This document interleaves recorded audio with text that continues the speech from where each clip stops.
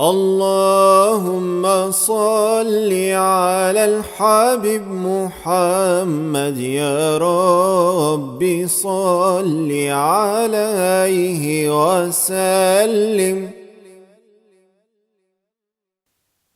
بسم الله والصلاة والسلام على رسول الله وعلى آله وصحبه ومن والاه. We continue with our discussion of muraqabah or mindfulness of the divine. In our last discussion, we looked at the continuous necessary effort that it takes to complete and to perfect muraqabah. In this discussion, which is our seventh discussion, we're going to be looking at how muraqabah helps me create beauty inside of my heart. Allah is beautiful. Allah has infinite beauty and infinite majesty. And we know that Allah has beautiful names and beautiful attributes. As I begin and as I intensify my process of muraqabah, I draw nearer to Allah subhanahu wa ta'ala. And as my consciousness, my experiential consciousness of Allah deepens, I become more aware of Allah watching what is inside my heart. And as I become more aware of that, I want to ensure I become vigilant of what is in my heart and to ensure that there is only in my heart what Allah subhanahu wa ta'ala loves and what Allah wants. And in that sense, the deepening of my muraqabah leads to the creation and cultivation of beauty inside of myself, beautiful values, beautiful ethics, beautiful characteristics, beautiful akhlaq. Allah says in the Quran, إِنِّي جَاعِلٌ فِي الْأَرْضِ خَلِيفَةً, that I am placing on earth a representative. And the representative of Allah or the Khalifa is one who best represents Allah's names and attributes at their human level. When I, for example, choose someone to represent me, I want someone to represent, most importantly, my character and my values. So when Allah Azza wa Jal created the human being was meant to be the representative of the divine in the most important sense, that the human being inculcates and cultivates within himself or herself the beautiful names and attributes of the divine, and in that sense becomes the representative of the divine on earth. For example, Allah is infinitely merciful, and I am meant to be merciful to the greatest extent at my human level. Allah is kind. Allah is infinitely generous. Allah is infinitely patient. Allah is infinitely grateful for what we do. Allah is infinitely knowledgeable, infinitely wise.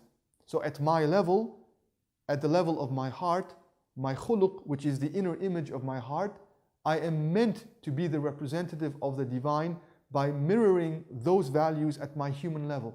I'm meant to be patient. I'm meant to be merciful and loving. I'm meant to be gentle. I'm meant to be wise, and so forth and so on.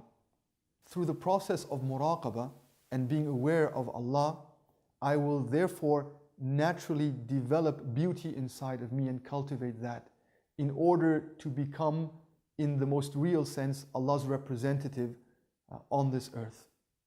If I stop that process, or if I don't engage in the process of muraqabah, then I will cease to become vigilant about what's happening inside of me, and chaos and disorder will take over.